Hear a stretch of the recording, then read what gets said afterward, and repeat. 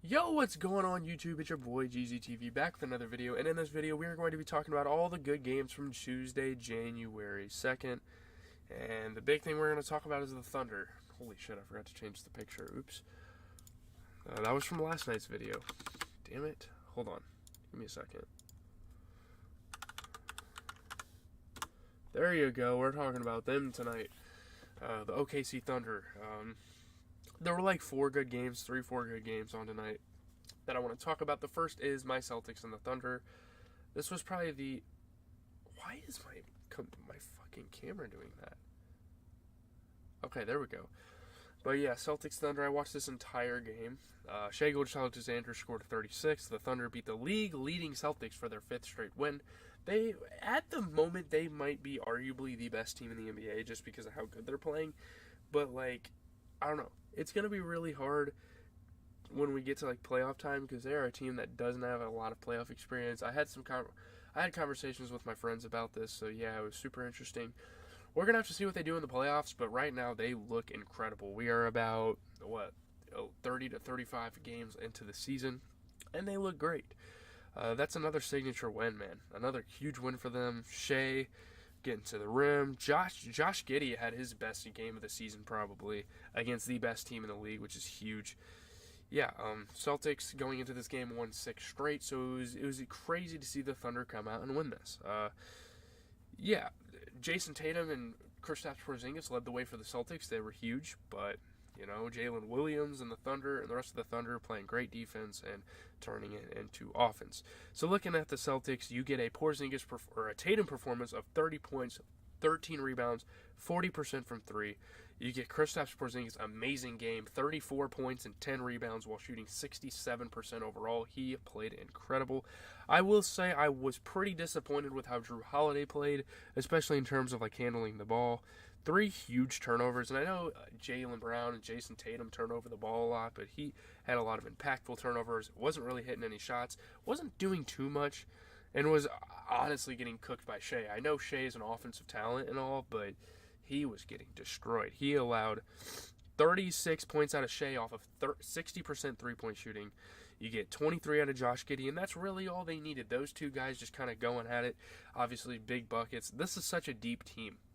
And watching this game really proved to me that. It's like, wow, these guys have a lot of players that can go out there and score a couple of baskets a game. And it's a great team. So, yeah, shout out to the Thunder. Huge win. Yeah. Getting into the Spurs and Grizzlies, very entertaining game for the night. We had the Ja versus Wemby matchup. Ja Morant scores 26, dunks on Victor Wembanyama. The Grizzlies pull away from the Spurs for a 8-point win. Yeah, great scoring, great passing from Ja Morant throughout the game, just being the entire offense for the Grizzlies. And I mean, ever since he's gotten back, he's been the entire offense for that team. Dunking on Wembanyama was huge. That was awesome. Obviously, Desmond Bane was a great scoring option for the Grizzlies tonight as well. But yeah, Ja Morant's crazy. Victor Wembanyama hit a one-legged 3. Desmond Bane was dishing the rock. It was the Wemby and Ja show. Wemby was blocking Ja was dunking on him back. I wish I watched a little more of this game, but obviously when my Celtics play, I have to check them out. So, yeah, looking at the Spurs, I mean, Wemby's really the only one that played good. 20 points off of 40% three-point shooting and 50% shooting. Otherwise, I will say Malachi Branham getting hurt in the beginning of the game definitely hurt this team a little bit. I would have liked to see a guy like Tyus Jones step up in the role with that injury, or Trey Jones, whoever's on. Fuck. Alright. I would have liked to see Trey Jones play a little better in his absence, and obviously, yeah, I don't know. It is what it is. You look at the Grizzlies, you get 26 and 10 from Ja off of 33% three-point shooting, and you also get 24 points from Desmond Bane off of 33% three-point shooting. Don't forget Santi Aldama playing great off the bench, 13 points, 11 rebounds, 50% from the arc. Yeah, shout out to the Grizzlies. In terms of this, I mean, they got a long way to go to really cap off a successful return from Ja. I mean, they're 5.5 games out of the play-in still, but you never know. They could still just keep on catching fire. We'll have to see how their season goes. Getting into the Magic and the Warriors game, Steph Curry scores 36 points to lead the Warriors past the Magic by 6. It has been a long time since we've seen a really good Steph Curry game. And we got it here. He delivered. I mean, huge plays in the fourth quarter. Great scoring for him. Yeah, the Warriors coming into this game lost 3 straight, so it's nice to get a win over the Magic here. The Magic are a good team, so this is a pretty big win for the Warriors. Yeah, Steph is crazy.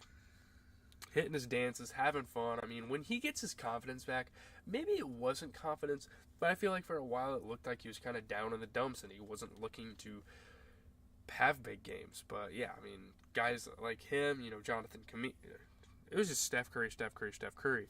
Obviously, Jonathan Kaminga was playing really good defense for the team, and Mo Wagner for the Magic hit a couple of good shots, and a couple other guys. But yeah, obviously, Paulo Banchero played good, 27 points, 12 rebounds.